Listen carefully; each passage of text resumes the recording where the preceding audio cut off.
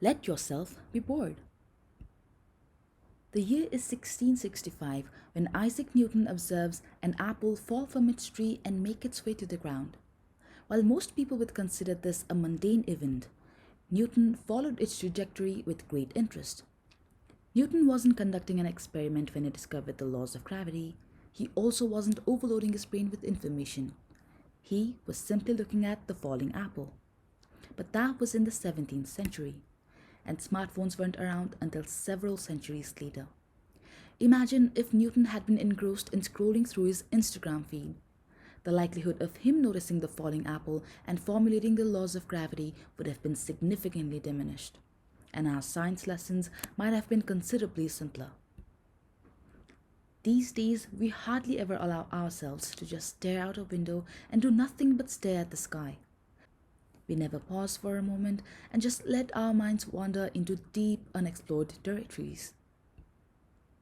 Turns out that diving deep into our thoughts is something that we don't really like to do. We find it boring and we'll do anything to alleviate boredom, even if it means subjecting ourselves to self inflicted electric shocks. Timothy D. Wilson, a social psychologist who teaches at the University of Virginia, along with his colleagues from Harvard, conducted a study where they recruited hundreds of student volunteers and community members to take part in what they called thinking periods. In this study, individuals were placed in small rooms where the walls were left blank and their personal belongings were removed.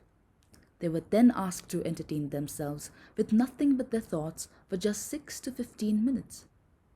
When asked to rate their experience afterward, about 50% of the volunteers said that they did not like being alone with their thoughts, citing it was boring.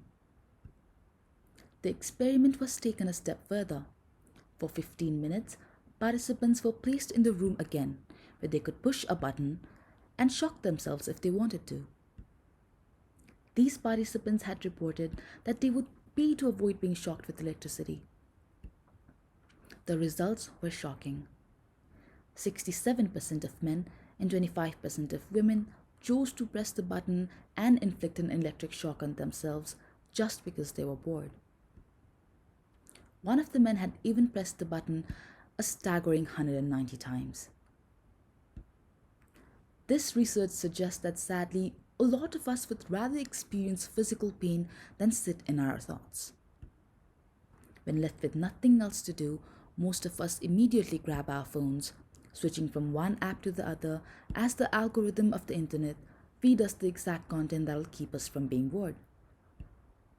But if our brain is constantly consumed by such stimuli, it'll rarely have the time to think of the bigger picture, and we are less likely to be more creative or set goals for the future. Even while performing mundane tasks like doing the dishes or folding our clothes, our body may be on autopilot, but our brain is actually pretty busy. The problem is that today, such moments are very rare when we allow ourselves to be bored.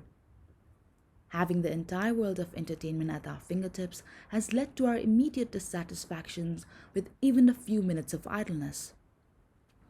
Without a doubt, technology has definitely made the world a better place. But this unhealthy, dependent relationship we have with our phones is robbing us of our most creative selves.